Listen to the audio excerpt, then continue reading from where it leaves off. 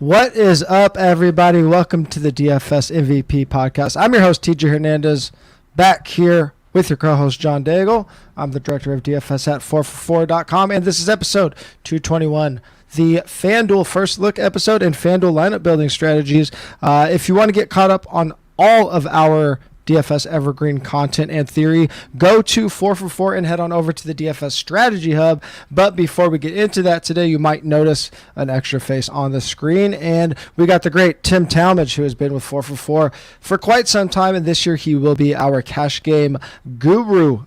Tim, for those that are new to 4for4, new to this podcast, tell them a little bit about yourself and your DFS background. Well, I've been around for a couple years.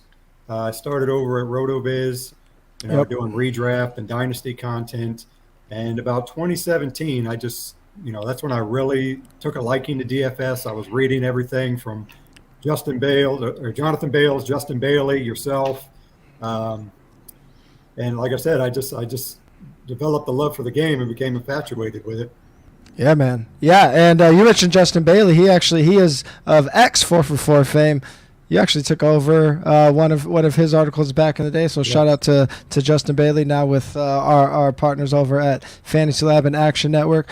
Before we get into everything today, just want to remind everybody that if you haven't signed up for Underdog yet, you can get a free 4for4 DFS subscription by going to 4for4.com/underdog for details on how to get that DFS sub for just a $10 deposit, and you can also get a bonus deposit match up to $100. You must be a new Underdog subscriber, and we're still chasing that $10 million Best Ball Mania. We got tons of content up with that. Daigle's doing Best Ball shows every week, so make sure you click on that link in the description.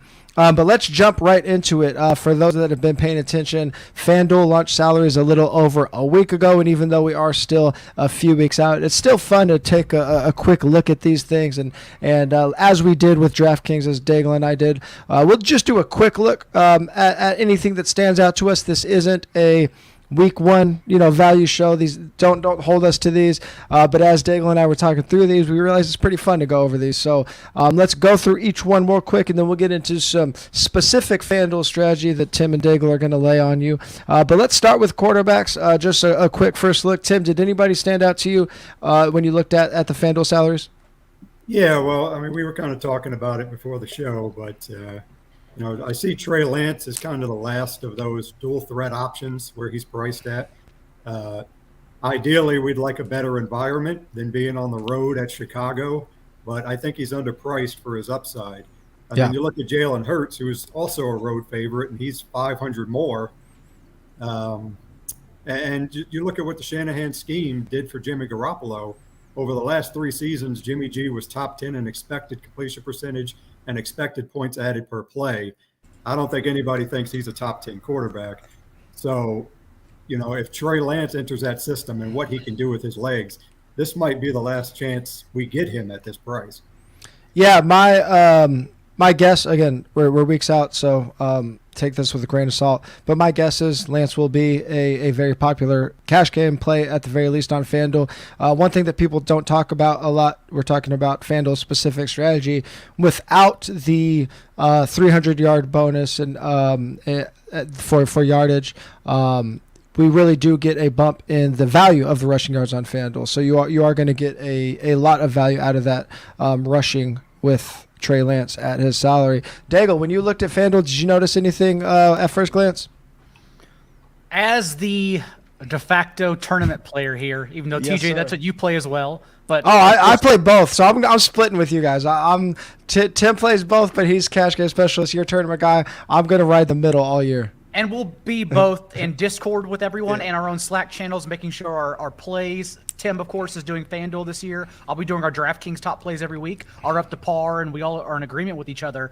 But as we know, for tournaments, it really just comes down to what the field's going to do, and we don't have that just yet. Having said that, the 2 players that stood out to me were, one, Jalen Hurts, as Tim mentioned. I wonder what kind of percentage he'll garner on FanDuel in particular, seeing the Lions, especially on the road, thinking that gets out of hand. But maybe that's actually a case to play someone we think has a ceiling like a Monroe St. Brown and run bad Jalen Hurts with Dallas Goedert in that range. And then also right under Jalen Hurts, I think Aaron Rodgers in the Packers stack is going to be really interesting for week 1. He's sandwiched in between that salary price like Trey Lance and Jalen Hurts, as Tim talked about. And also, we know they're going to be a slower, run-first, defense-heavy team. But if one matchup doesn't allow them to do that, it's probably going to be against this Kevin O'Connell, stemming from Sean McVay's branch, Minnesota offense, indoors in Minnesota. Also, Aaron Rodgers looking to prove himself in the first week when everyone's down on the team overall nationwide, which we know Aaron Rodgers actually listens to without Devontae Adams. So I'll actually be looking at a spot like FanDuel where the rushing upside is great, sure, but more importantly, we need touchdowns. And so I think Aaron Rodgers in a Packer stack may be really sneaky for tournaments, actually. Yeah, I like that quite a bit. If we go back to our DraftKings show, we mentioned that if we have to guess what games people are going to be on, probably the ones with the highest over-unders, right? So Chargers, Raiders, Chiefs, and Cardinals. And I think the Vikings and Packers are going to be right in that second tier. And early in the year is when we could really take advantage of the second tier of over-unders or implied point totals, because Vegas still does need a little bit of a time to adjust to the new season as well. So I like the idea of targeting games like that. What I did for my first look article, if you saw it on 4for4, is I kind of just compared salaries across sites to see where the discrepancies were. There weren't any crazy discrepancies at quarterback. The one that stood out the most was Davis Mills down at 6,500. Now, he's still priced near the bottom on FanDuel, but it is a decent gap. He's priced as a QB 25 on FanDuel compared to the QB 20 on DraftKings, so he does represent the biggest bargain across sites. The only reason that could be interesting is because the Colts are going to be the biggest favorites of the week. Probably a lot of people on JT. So there might be some leverage opportunities there with the Texans passing game. I don't know, with so many strong options at quarterback, if we're going to ever really bite the bullet and play a Davis Mills stack, but it is ultimate leverage on a player like JT. And crazy stuff happens in week 1. So I thought that was pretty interesting. Jumping over to running back, Daigle, what did you see there? Joe Mixon is probably going to be one of the highest rostered running backs, right? Mm-hmm. Okay, I just want to make sure before I start touting him as a tournament play, because he's going to be amazing leverage off of the Bengals passing game, which, maybe that gets us onto the Bengals passing game. I'll be looking at Alvin Kamara against the Falcons. We already talked about his discount in our DraftKings First Look show. Yeah. And then James Conner, I'm imagine in cash games will also be heavily rostered since 7,700, and one of the highest totals of the week against the Chiefs at home is a disaster considering he averaged 20 touches and 5.5 targets without Chase Edmonds last year. Yeah. And so it just seems like almost a misprice more than anything, especially on a site where we're counting for touchdowns, and that's what James Conner does. So it's a weird salary. Yeah, you mentioned Mixon. He's at 8,300. So yeah, I think as huge favorites that line will probably push him to be the most rostered player, because he's coming at such a discount to JT at 10.2, Henry, McCaffrey, and Austin Eckler all around that 9,500 mark. So with that big line favoring Cincinnati, I think that actually does make sense that Mixon could be pretty popular. Tim, what did you notice at running back? Well, I'm on Mixon too. Just looking at it, he checks all the boxes. Home favorite, high scoring offense, and I don't know if he'll be popular because he's been getting dinged for the third down back with Chris Evans and Samaje Perine, but he did have the 6th most touches last year. I don't know if that goes overlooked. And the Steelers' defense were a run funnel defense last year, ranking top 10 against quarterbacks, but they were 23rd in adjusted fantasy points allowed to running backs. And also with the 2 backs he's right there with, Dalvin Cook and Alvin Kamara, he actually has a higher projected floor and ceiling on 4for4 than those 2 players. So yeah, obviously, again, we're a few weeks out from week 1.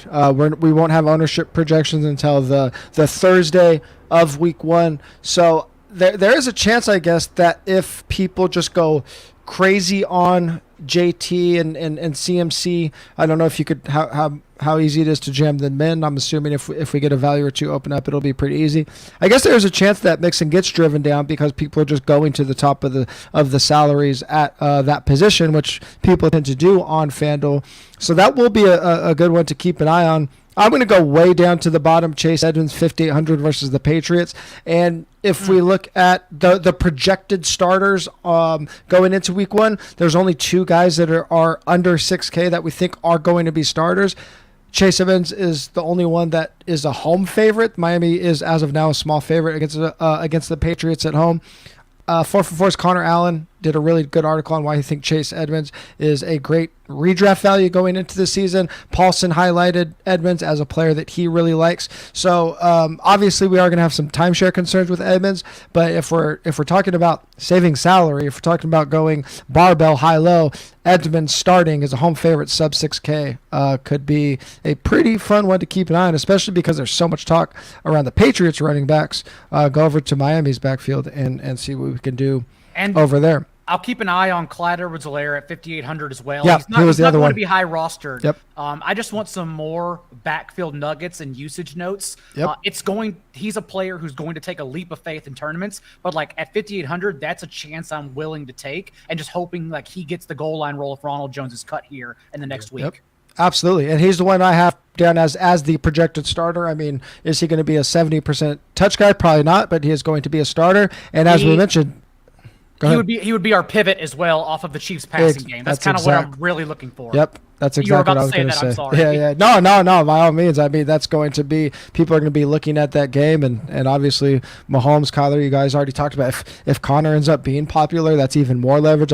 Last year, one thing I looked a lot at is like, where can we gain not just leverage, but the most leverage, right? So if you can get not just a leverage off the passing game on one side, but or from one team, but then you're pivoting off of a running back on the same game, like you're getting double leverage points with that. So CEH is the other one that I was talking about, the under 6K as well.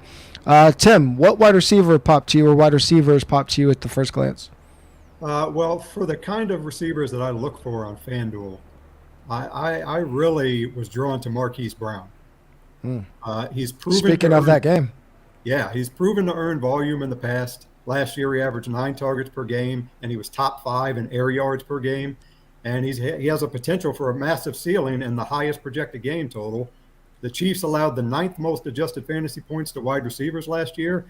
And, I mean, I don't know how you guys feel about, vacated targets, but no DeAndre Hopkins could lead to a massive amount of volume. Yeah, Daigle has said a word or two about vacated targets before. Yeah, I have lots of thoughts on vacated targets. I put them out there. I keep the data, churn through it all off season long, only for someone to yell at me about context when I purposely serve up the data and let you do the context, because everyone's context is different. No one realizes that. Everyone has a different answer. I think it's the opportunity. It doesn't mean everybody's going to take advantage of course. The easiest argument always, what I say is, the opportunity is absolutely important. You should be aware of the vacated opportunity, but don't give that opportunity to non-talented players, right? Relative to their peers. Like, I don't think Alan Lazard is going to be a alpha receiver just because the opportunity is there. So that's the way I usually handle it. Yeah. Well, on that note, of wide receivers, Daigle, is there anyone that just salary or opportunity-wise stood out to you when you looked at FanDuel? It still varies right now. It's kind of hard because I can imagine people, even though his 1.5 yard ADOT last year scares a lot off. Rondale Moore's 5,500. I could see people convincing themselves that's an answer in the highest scoring game. I just know that this game, Marquez Valdez-Scantling as well as a deep threat at 5,500. I know this game's going to garner so many people jamming ancillary options. And so I just keep trying to figure out how I want to do this. I honestly don't have a good answer for you right now. That's actually, but that topic alone is actually kind of interesting. How do you handle these situations where, because we see this a lot, right? Like, you have a offense that is projected for a lot of points, but they have ambiguous target shares, and then say it's 3 pass catchers that we can't figure out. They all kind of cannibalize each other, and you end up with 3 or 4 pass catchers with a really popular quarterback that are all like 9 to 11% ownership, where you don't have an obvious leverage play, but you don't have like an obvious guy to go low on. What do you kind of do in those situations? I personally do like going overweight and playing the highest rostered player if I think there's a reason to, but then also adding in, we've talked about this in the past, adding in the lowest rostered one, even if I don't believe that player is the one that explodes behind the highest rostered one. And just literally playing it down to ownership in tournaments. That's why I also kind of look at, if I play Jalen Hurts, because I do think the Eagles Lions is a game that could pop off, especially indoors, and goes overlooked. Like, I think Devonta Smith would actually be a great play at 6,100 on FanDuel to stack along with Jalen Hurts because no one's going to get there. Everyone would just play A.J. Brown because Devontae's lost in that shuffle of players underneath him in higher scoring games. So that's just kind of what I'm looking at right now, honestly. Yeah. No, and that makes sense because think about the GOAT when you have that situation where you might have, again, I'm just using fake numbers here, but 3 guys between say 9 and 11% on the same team, it actually makes sense to go overweight on the most popular guy, right? Because you're going overweight. It's really easy to be like 2 or 3x the field on a guy that's 11%, whereas when the most popular guy on the team is 22%, going overweight on him, you're committing a lot of roster or a lot of lineup space to him. Assuming you're building like 20 lineups, if we're doing single lineup or 3 max, you're overweight by just using them at all. But I actually like that line of thought a lot. That makes a lot of sense, just from a theory perspective. The guy that popped to me on FanDuel was Mike Williams at 6,600 versus the Raiders. Again, just comparing salaries across site. He's the wide receiver 14 on FanDuel compared to the wide receiver 7 on DraftKings. We briefly touched on this as a very likely shootout with one of the highest over-unders. Probably will be the most popular game. But the interesting thing, we actually do see these anomalies or these big discrepancies in between FanDuel and DraftKings. And we see it a lot with like pass catching backs or like very obvious like PPR monsters at wide receiver. But this one is actually like backwards, right? In theory, Mike Williams should benefit more from FanDuel scoring, but he's cheaper on FanDuel with half PPR versus full PPR. So I really like Mike Williams. He's probably going to be crazy popular because of that game, because he is so cheap. But that value really, really pops a lot to me. Let's do a quick look at tight ends before we get to the meat and potato strategy of this. But Daigle, any tight ends pop to you? Usually FanDuel is not a place where I'm trying to spin down on tight end, but I think cheap tight ends are actually very ambiguous and thus can be used in week 1. And not even mentioning like Gerald Everett, right? Like we're drafting Gerald Everett in redraft leagues because his quarterback is a top 3 ADP at his position. Thus, it makes 0 sense why a tight end would have around 20 ADP at his position. But honestly, like even David Njoku without Deshaun Watson. Again, we've talked about this and why I love drafting as my favorite late round tight end. But Jacoby Brissett, not only top 4 in rate of throws to tight ends the past 2 seasons with Miami, but that's the same thing for Kevin Stefanski's offense. Like they've funneled targets to tight ends at a top 3 rate the past 2 years as he's been head coach. So I think Njoku really has a chance to explode a 26-year-old athletic specimen who could easily just lead the team in targets. Easily explainable. But then also I'll be looking down at the Brevin Jordan, Mo Alley Cox range as well at 4,800. Mo Alley Cox, Jack Doyle vacates 20 routes per game, and there's no one to give Alley Cox competition whatsoever. He's already mentioned that he's the one doing sit-down routes, specifically on conversion downs on 3rd down, that Jack Doyle used to have. And also, like Kylan Granson had 11 catches last year as a 4th-round nobody, and Jelani Woods might as well be playing linebacker because he's so bad at football transitioning to the league. So I love Alley Cox as a creative way to get exposure to this Colts offense. It doesn't have to be Jonathan Taylor inside the 5. It can be Alley Cox if we're assuming more snaps. And then if we play Jonathan Taylor, Brevin Jordan is an awesome play. He's played 98% of first-string snaps in the preseason so far with Davis Mills. They basically don't use Pharaoh Brown, their primary blocker, at all for routes. And so, like, there's a real chance Brevin Jordan, I don't know if he scores, but I know he's going to be out there at least for almost every single passing play. Yeah, you make 2 fantastic points. One, and typically FanDuel salaries are kind of wide open, and the advantage of the top tier tight ends compared to the rest of the field is so big. When you're not losing a lot in terms of what you can do at other positions, it's very hard to pass up, even if it's like the top 4. Now we have, I guess, 5 guys are in a top tier depending on their weekly situation. I'm throwing Pitts, Kittle, and Waller in the mix with Andrews and Kelsey. But yeah, it's really hard to get away from top tight ends on FanDuel. And then you mentioned Mo Alley Cox and Brevin Jordan in the same game. If I have to guess, again, I'm 2 weeks away from doing ownership projections.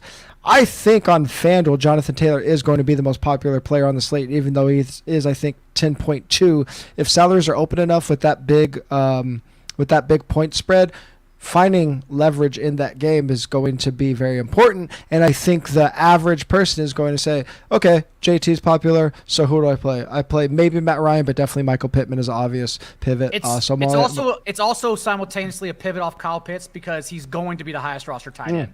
At 6,000, there's not a chance he's not at least 40% rostered, and so you'll be looking for leverage off that spot. Yeah. Tim, does any tight end pop to you? No, I mean, I agreed with everything you guys said. I mean, all the cheaper options that Daigle mentioned. I'd probably lean Everett for cash because he's the more likely to find the end zone. As he said, Brevin Jordan, it's really hard to count on that. I think the Texans have like the second lowest implied point total on the slate. And the other thing for Everett is, like, typically I wouldn't even recommend going that cheap because, as you guys laid out, the top options are just so much better on FanDuel. They're much more likely to score. But the interesting thing about the matchup with the Raiders is last year they were top 5 against wide receivers, but 22nd in adjusted fantasy points allowed to tight ends. So maybe he gets some more looks in a shootout environment. Yeah, I mean, we're a couple weeks away, but I do think that if it's not JT, CMC could be one of the most popular players on the slate. They're playing against the Browns. Joku is tight end 16 on FanDuel versus tight end 11 on DraftKings. Both John Paulson and John Daigle wrote up Joku as a player that they really like to break out. And if that breakout's going to happen, look at the beginning of the year for the Browns. People aren't going to be on them because of Jacoby Brissett, because of Deshaun Watson not playing. But like Daigle said, he has targeted tight ends a lot. And one thing that really benefits tight ends, underrated aspect of tight ends, is they do really well in positive game script. I don't know if they're going to be favored in these games, but they start against the Panthers, the Jets, the Steelers, and the Falcons. That's a really, really soft way to get off to the start of your season. Probably the easiest first 4 games on the schedule. So Cleveland could have like a lot of really early season tournament value going into the year. But again, that was just go ahead. That reason is also why we've been drafting them the last round of every single FFPC league. Is that month-long start? Trust me, I am aware of their opening schedule. And that, like, it's obviously they're like regression is going to happen. Teams usually are going to fall where they're supposed to fall, but if they can somehow start hot and like ride those 4 games, like they can get going a little bit, carry a little bit of momentum, and try to be decent enough to bridge the gap between those 4 games and Deshaun Watson coming back. Like, if they can be decent, Deshaun Watson can come back, and they could be a team that's clicking a little bit. So Browns are actually kind of interesting with that super soft start. I like that a lot. And Joku also is good correlation for the Browns defense, as you mentioned, positive game script. Yeah, so that's how you can correlate those spots. Yeah. Tight end. That's really funny. If you notice, my name today is RB tight end stacks for the win. Running back tight end stacks and tight end defense stacks are like super underrated on FanDuel. They crush on FanDuel. We may need to talk about Chubb and Njoku in depth more here in a couple weeks then. Yeah, absolutely. Again, that was just like a first glance at FanDuel. Don't hold us to that if you're watching or listening. These can completely change by week 1, but they are fun to look at because we got them out, so why not talk about them? But what we love to do in the preseason and throughout the year is give you guys something to improve yourself as a player, not just give you picks. And since we're talking about FanDuel, I want to go over some lineup building techniques with both of you guys. Daigle, I know you play FanDuel a ton. Tim, you play on both sides and written about both sides a ton. So I just kind of want to ping pong you guys because Tim does play a lot of cash. Daigle, you play exclusively tournaments, just to get some ideas of how you think about FanDuel specifically. And I'll start with Tim. When you're building a cash lineup on a half PPR site like FanDuel compared to a site like DraftKings that is full PPR with yardage bonuses, how do you look at building your lineup, whether it be in terms of positions that are most important with starting with, how you're allocating your salary, what emphasis you're putting on the flex? What's very unique to FanDuel when you're looking at those things? Overall, I try not to overrate the differences. I mean, you've done work in the DFS playbook that shows the correlations to points are not that big of a difference other than targets and receptions, which is obviously inflated on full PPR. Yeah. I would say the difference for me is the type of player that I look for. Like when I'm looking at wide receivers, where on DraftKings I might just say, okay, here's a guy getting 10 targets a game. He might only give me 50 yards, but that'll work for me on DraftKings. Where on FanDuel, exactly. I want the volume, but I want a guy that is either has a good chance to find the end zone or is a big play hitter. Yeah. Daigle, when you're building GPPs on FanDuel specifically, is there any difference in positions or salary allocation? One thing that I see a ton in FanDuel is like it's really hard to not pay up for running backs and tight ends on FanDuel, and that's where we'll see again like a JT where he's, even though he's 10.2, you'll get 35% ownership on guys like that on FanDuel, where you just won't get that on DraftKings. So is there anything that you're adjusting for on FanDuel because people are putting so much emphasis on say a position like running back? It's a running joke that FanDuel is a pick'em game, but truly it is, because you can practically create whatever lineup you want every single week.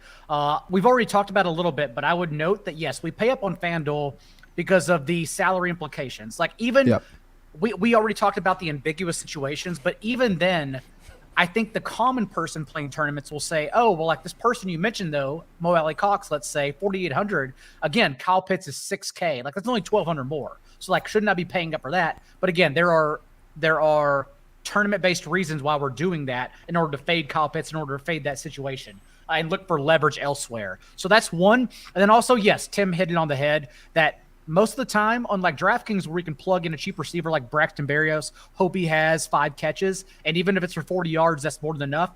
At flex, even sometimes your models will shoot out a stone man tight end as your flex for tournaments because that allows you to do so much else. Whereas on FanDuel, we are literally never flexing tight end. Not once. Right. Like it would have to be a very special scenario or occasion or something you see that the field doesn't that would make you do so, given that it's the most volatile touchdown dependent position and otherwise doesn't offer anything whatsoever. And so that's why we pay up for running back and wide receiver. So yeah, it's just about the type of players you chase. But again, just like DraftKings, I think it still ultimately boils down to the right game stack and then also pairing the right offense in a completely different game. So like offense stack and then a game stack as well. Yeah. The only time I've really seen double tight end work on FanDuel is like playoff slates where you can roster like 2 elite tight ends together where it's only like a 3-game slate. But that's obviously not what we're talking about here. We're talking about full slates. And yeah, you just will never see that. We actually have seen it shift a little bit where we've seen more wide receivers being used in winning lineups in the flex on FanDuel. But you just touched on starting with those stacks and targeting offenses. And for tournaments, that makes a lot of sense. But I think you probably build your player core pretty similarly to me, where I am building a very small core of players and then kind of rotating those through my stacks. When you are looking for for the players in your player core in GPPs on FanDuel, are you taking a bottom-up approach where you're like, these are my because we're still looking for value. It's still DFS, right? Are you looking for values and starting with your best values to build your player core? And if you're not doing that, like what is the driver of how you're going to get your core players outside of your stacked offenses and stacked lineups? It's such a completely different approach for me. So, I don't want to stress everyone use the same approach, but while I am looking for values, I don't even really start with who I consider to be a value salary wise. I literally start with what everyone's talking about, who is going to be the most rostered player. I actually start with everyone else's lineups. Literally, that's how I start building. It's like, I know everyone's going to play these players. Thus, what are leverages here? What passing game do I need to attack instead of this running back? Like, do I need a double stack Burrow in week 1 against the Steelers and then run it back with like Najee Harris, thinking that that's now how anyone else is going to play it? Like that's how I start looking at things. And then from there, I'll play with those leverages, make sure I'm not too leveraged, because I don't mind, again, being overweight on a player that I think should be higher rostered. That's totally okay. And then when I have something left over, that's when I really start tinkering. Like, well, I have this much left over, but do I need this much, or do I have excess salary left actually because I want this player? And so I literally engineer my lineups backwards every week.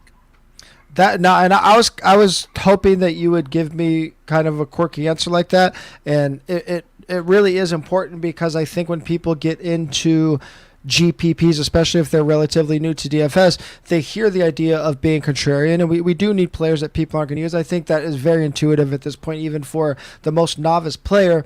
But just saying I'm playing this 1% guy, that doesn't really do much for us, right? Because he's probably 1%. Most of the 1% guys are 1% because they suck or they're in bad situations. But if you're getting a 1% guy because he's a leverage play or because he's on it, he's starting on an offense that should be scoring 30, 40 points, but just everybody's on the other players. That's how we should really be thinking about our cheap plays, because we're gaining something from it. When something bad happens to the field, we're benefiting from it. If you're just throwing random darts at the wide receiver 4 on the Steelers just because he's low owned, you're just not benefiting from that, right? DFS is too sharp now for the 1% high ceiling plays that go overlooked. I could be missing examples, Tim. If you know something, let me know. But like off the top of my head last year, I can count Tyler Huntley's stack against the Packers that week. Where he was a 1% quarterback in that start, and no one played him on the road, even though he had the high ceiling, and that's what took down tournaments.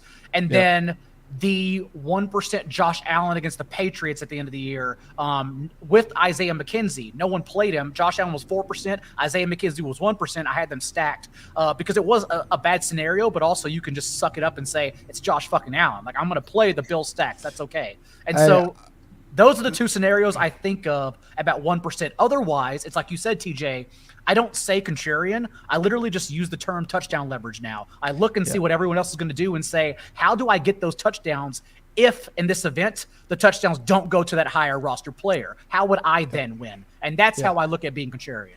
Yeah, and Tim, I'll get back to you, but I just think about the two examples that Daigle just gave. He gave Huntley and Josh Allen. So even though they're random 1% non-leverage plays, when you're getting a low-owned quarterback, you're really getting a low-owned offense, right? So that's a little bit different. You're buying a whole offense with a 1% play, whereas like if you're just getting a random one-off wide receiver, random one-off tight end, you're not really getting in, even though there's if they pop, you're gonna jump the field, but there's no leverage there. So even though the quarterback isn't necessarily leverage off of a player, it's leverage off what the field is thinking can happen on a macro level. So it's probably not a coincidence that your two examples are quarterback plays there. But Tim, you talked about how you kind of think differently about stats and how you're thinking about not just volume on FanDuel, but we've been talking about stacking for the last couple minutes, and stacking isn't something that is in the cash game. Like, it's not in the forefront of our minds in cash games, and some people just aren't even thinking about it at all. Some people are avoiding it. But on a site that is so touchdown dependent like FanDuel, I have found myself not necessarily forcing stacks, but not shying away from stacks in FanDuel. So how are you, if you let's say you run the numbers in the 4-for-4 lineup generator and it comes out and you have a quarterback wide receiver stack in your cash game lineup, are you avoiding that on FanDuel, or are you just kind of rolling with it because they're the best values and it is what it is in cash? Yeah, I think that's the way to play it. I wouldn't shy away from it, but I also wouldn't force it. For me, what I find, because I do typically prefer paying up at tight end, even over wide receiver. So a lot of times I may end up with that stack, and I'm okay with that. The other thing I'd say is I actually might be more interested in like a quarterback wide receiver 2 stack. If it makes sense for my lineup, sure. Because I don't think it'll be very popular. Right. And, for your cash game, you have a high floor, but you also want to reach a high ceiling on FanDuel. Yep. Yeah, and you want to reach high ceiling, one, because touchdowns are just driving up points and driving up that, if you're playing 50-50s, driving up that cash line. But also, one thing that people overlook a lot in cash games, especially if you're playing head-to-heads, I want to have the chance to have that 99th percentile week, right? Because if you're playing hundreds of head-to-heads, you want a chance to sweep. And if the best values give you a stack and you're shying away from it because you're trying to maximize your floor, you're also like lessening the chance that you get that week where you sweep 99% of your, or 100% of your head-to-heads. Like, someone has to win, right? Someone has to have the highest score. And if you're throwing your lineup in like small winner take all or super small, like 100 or 20 man leagues or something like that, you're also giving yourself a chance to win those. So yeah, I think I agree with you in that, like, I'm not necessarily forcing those things, but I do think, especially on FanDuel, that's so touchdown dependent, I actually think there is some merit to embracing stacks when they make sense in cash games. And I want to stick on the topic of stacks, Daigle, and this is just a really simple question for you. On FanDuel, I mean, a stack could be a quarterback, a wide receiver. It could be 5 players from the same team. With FanDuel set up, with it being so touchdown dependent, are you typically leaning towards heavier or lighter team stacks or game stacks even? It's still heavier for me. I'm still I agree. double stacking my quarterback every single time. It's still an advantage that we have because a lot of people still can't do it because they're trying to spread their exposure too much. I also think it's just wiser rather than trying to pop a shot players from different games, like just stack the exposure in one game, a game you expect to go over its total. Doesn't have to be the highest total. Remember, we're trying to go over the total. And so in a high scoring environment like that, I prefer to just try to limit my exposure across the board, honestly. Yeah. Yeah. Go ahead, Tim. I was just going to say that was something I've gone back and forth on just because it is so touchdown dependent. You know, originally I kind of thought maybe it didn't make sense to double stack, but in reality, if you get the game right, it's not going to matter if both guys go off as long as you get one of them. DFS is easy. Just get the right place. Get the right game. No, but on FanDuel, like if you can corner the game that goes off for 80 total points and you have big exposure to that, like it's just going to be so hard for other teams to catch you. Now, obviously, if you're in the Sunday Billion, you still need to be perfect at your core positions and the 3 or 4 other players you have in your lineup. But on the difference is, and the reason I like doing these site-specific discussions is because on DraftKings, people can catch you with garbage time. When a team is trailing, if a wide receiver if he's at 5 for 50, but then the last drive he gets a garbage time 4 for 50, he gets up to 9 catches, he hits his 100-yard bonus, so he's getting an extra 12 points on one drive, which can become a tournament-winning lineup. Where on FanDuel, you're getting 2 points for the catches and then the 5 points for the yards. You're not getting the bonus, so it's not making up a difference.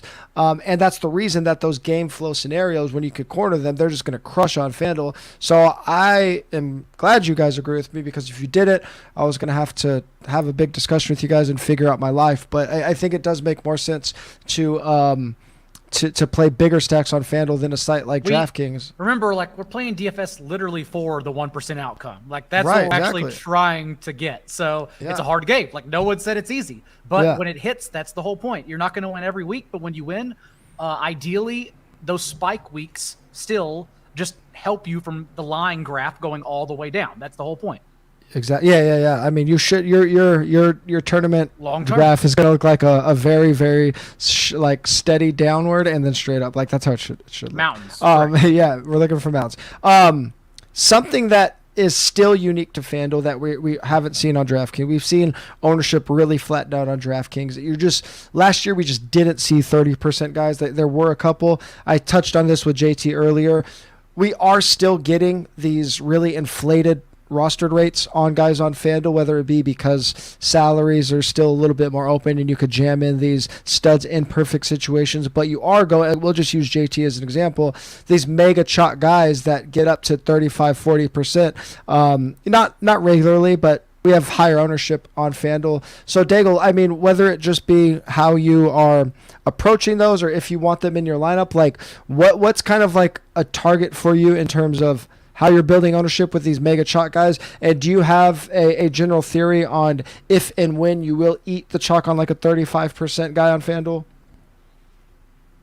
Not a real theory, but I will say it's easier to do when it's a running back. Like wide receiver, I feel like I can always get away from, knowing targets are volatile, but touches are much more consistent. And sure, an injury may happen, but most of the time, honestly, like especially when it's a wide open opportunity and there's no competition in that backfield due to injury or something, like we can argue like, well, these touches are important, so I'm going to suck it up and play a 60% player.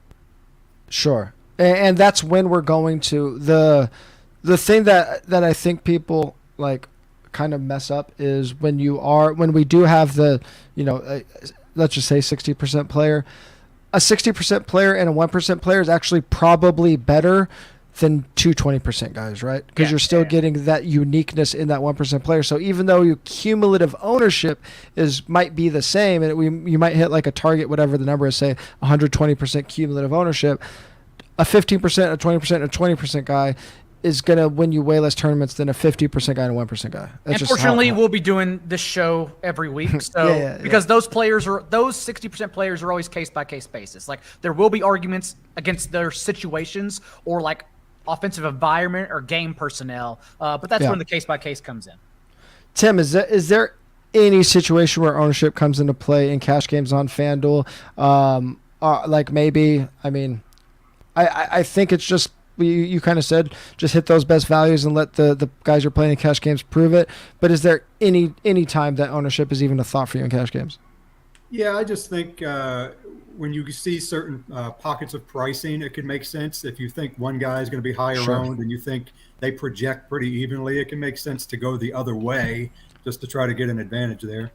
Yeah, would you say that pertains mostly to pass catchers? Like if we have 5 guys bunched up within like I don't know, a $300 or $400 range, and for some reason there's just like I don't know, one guy's 35%, but they're all projecting kind of close. Like it could be, that could give you one of those 99% outcomes, something like that. And that'll bump you up. Like I was saying about targeting the high upside type receivers, is you'll have or stacking the wide receiver twos with the quarterback, is you'll have your floor, and then that's something that can just boost you up. Yeah, I mean, if you have, hopefully you're using 4-for-4 projections. If you have a projection model you trust, and our guys are projecting way better, and that is our optimal lineup, I think maybe the way to think about it is don't get away from that play just because the field is going to be playing the other one, right? We want to play our top values. Tim, if somebody is a new player to FanDuel, you got any tips or thoughts for them? Well, for cash players, I would suggest just going on the site and reading everything possible. You can learn so much. I mean, I've been doing this for a couple years, and I still learn every time I go on and read something that we put out. So that would be my first recommendation. The second one would be, again, pay attention to the scoring setting difference, but don't overrate it. Understand that everything, your basic plan your build should be the same, but your archetype of players could be the big difference there. Yeah, that's a good point. Daigle, what would you tell a first timer on FanDuel?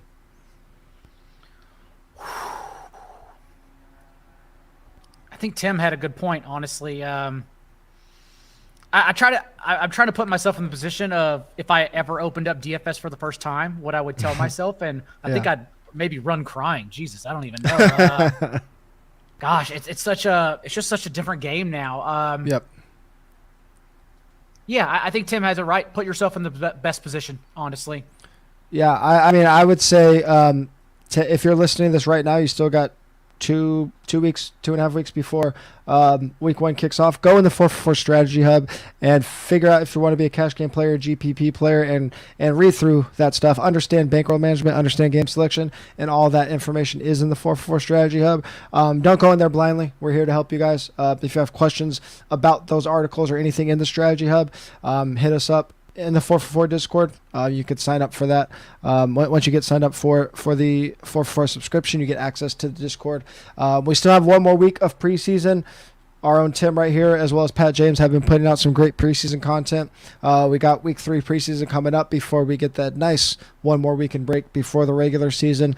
So appreciate you guys. We love getting you guys ready for the season. I think it's really important to go over these macro concepts, and I'm glad I got 2 sharp guys to do it with me. So if you like what these sharp dudes are saying, make sure you are following them on Twitter. Daigle is at not J Daigle. Tim is at Full on Tilt. That's TLT with no I. I'm at TJ Hernandez. 4-for-4 is at 4-for-4 Football. Please rate and review if you are listening on whatever podcast you listen to. Please like and subscribe if you are watching on YouTube, and we will talk to you guys next week.